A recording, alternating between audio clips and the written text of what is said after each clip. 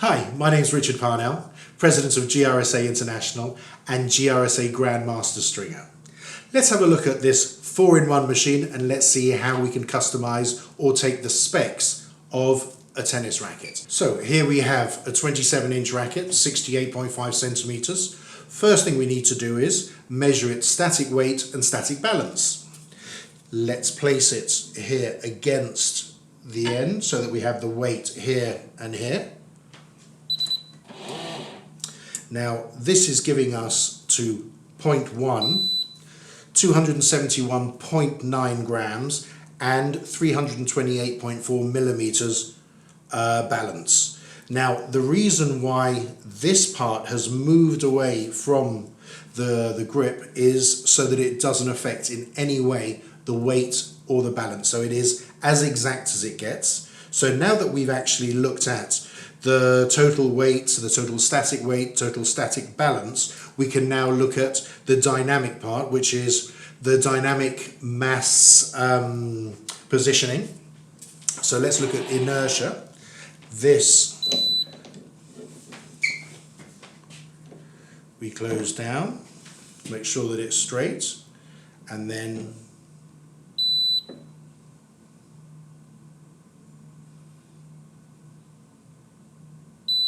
here we have 263.8.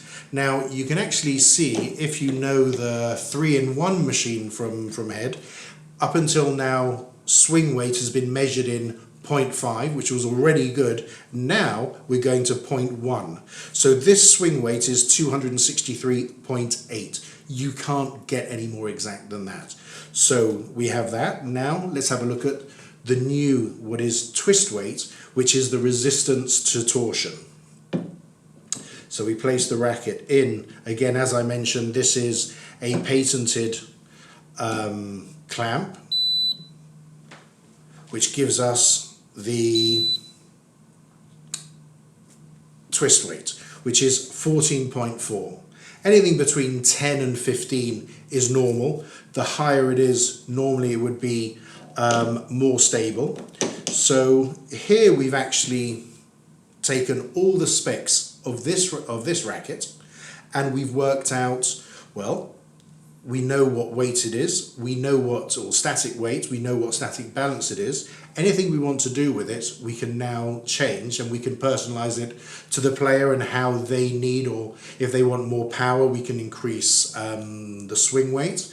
If they want a slightly more stable head, then we can work with twist weight, which is the new, which changes it from the 3-in-1 to the 4-in-1. We have the twist weight.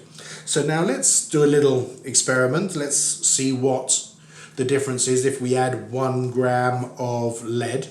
And instead of actually working with lead and sticking lead on different parts, what I tend to like to do is actually use blue tack, which is, I have a big ball of blue tack, which I just take off grams and then I can place them in different parts. So let's take a 1 gram and let's have a look and see if we put it just on this side here. So up until now we had a twist weight of 14.4. Let's see the difference that 1 gram will actually make.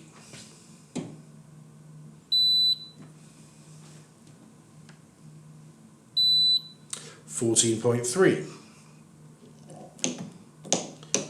Now let's have a look at swing weight. Let's actually, on the swing weight, let's move it up to the tip, which normally the swing weight is increased by 3 points by using 1 gram.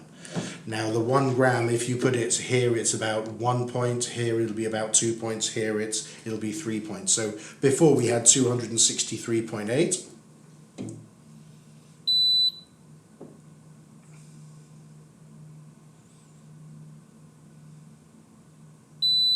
And now we have 267.2. So you can see that just with that little bit of difference, we've already altered how the racket will play, because depending on how you hit the ball, then the higher swing weight will normally give you more power. So as a little example, you can see this is just 1 gram of blue tack, which I would then replace with either half-inch lead tape or quarter-inch lead tape, and then we would either add that in different parts of the frame to actually make it feel and play how the player wants. So that's basically how we would look at personalizing a racket for a specific player.